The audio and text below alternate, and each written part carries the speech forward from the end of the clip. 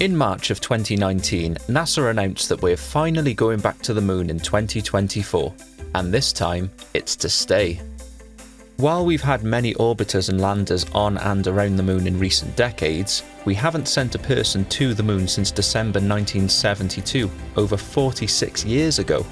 And that final moon landing with Apollo 17 was the first lunar landing to include a scientist in its crew, geologist Harrison Schmitt. NASA originally outlined a few years ago how we'll be sending astronauts back to the moon by 2024. The original plan was for 2028, but the target date got pulled forward to 2024, helped by NASA's administrator Jim Bridenstine and former Vice President Mike Pence. One of the driving reasons was to try and avoid a new White House administration possibly switching goals, as this happens often, especially with missions that span several presidential terms. NASA are partnering with a number of companies to deliver payloads of various technologies and scientific equipment to the lunar surface to prepare. In 2020, NASA wanted to launch their SLS rocket with an uncrewed Orion capsule as a test mission, sending it in an orbit near the moon. But this has been pushed back due to various delays. They were hoping to launch it in May this year, 2022, but now aiming for August. After that mission is successful though, they will then send a crewed mission around the moon, which that was originally targeted for 2022, so that may actually be more like 2024 or later at this pace.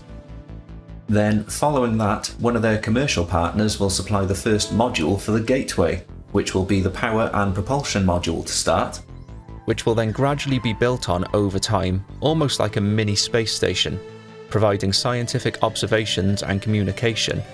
But this Gateway satellite will be the primary platform to travel to between the Earth and the Moon, allowing for various long-term benefits for missions, like being able to adjust its orbit to allow landers to be able to visit hard-to-reach areas of the Moon, or even as a platform to launch more efficiently to Mars and beyond in the future.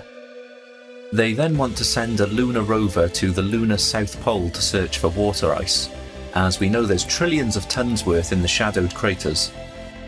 But this will then give the astronauts water to drink, plus the water could be split to use the oxygen for breathing and the hydrogen for rocket fuel, which would make missions to the lunar surface far more sustainable long term.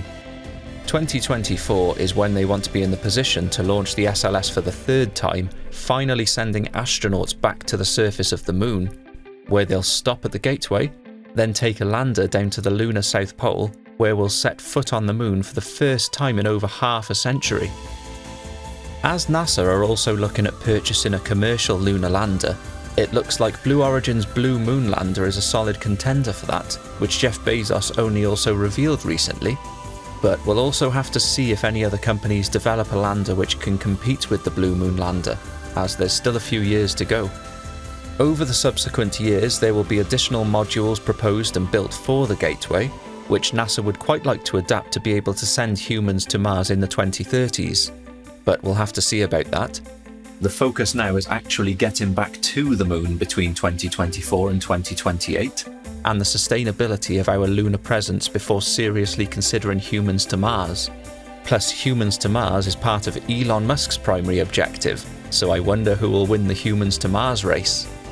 Project Artemis is what we've needed for a long time to start pushing humans further out to space, so I hope it either goes according to plan, or if the date does get pushed back, then just hope the next administration also commits and follows through. 2024 as a target date is overly optimistic at this time, but I hope they manage to hit or beat their original 2028 target. And there's still many factors that need to come together. They need the funding from the government to increase, the private companies need to provide their hardware on time when needed, and development on the SLS has been stalled numerous times already. And as they're 2 years behind on the first test mission, they can't really afford to stall any more development on the SLS. So what do you think? Are you excited for this mission and its future possibilities? Whatever your thoughts are, I'd love to hear them down in the comments. Well, thank you very much for watching. Please share this video with someone interested in these types of topics. Consider dropping a like and a sub. Have an amazing day and stay safe out there. I'll catch you in the next one. Goodbye for now.